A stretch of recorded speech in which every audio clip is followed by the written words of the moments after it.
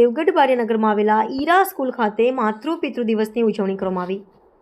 જે દેશની ભાવિ પેઢી ગણાતું દેશનું યુવા ધન છે,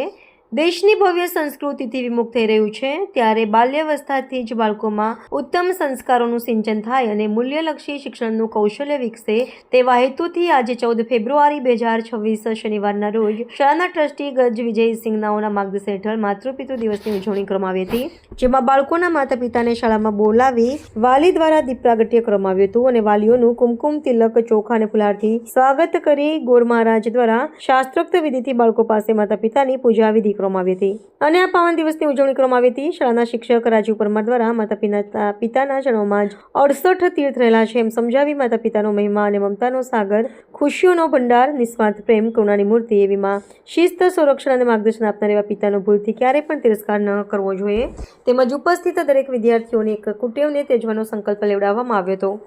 આમ 14 ફેબ્રુઆરીના દિવસે લોકો પોતાના પ્રેમને શોધતા હોય છે, ત્યારે નિસ્વાર્થ પ્રેમની મૂર્તિ એવા માતા પિતા જે આ જમાનામાં ખરો પ્રેમ કરી શકે છે તેનું શ્રેષ્ઠ ઉદાહરણ શાળા પરિસરમાં જોવા મળ્યું હતું અને ઋષિ પરંપરા મુજબ આ પાવન દિવસની ઉત્સાહભેર ઉજવણી કરવામાં આવી હતી।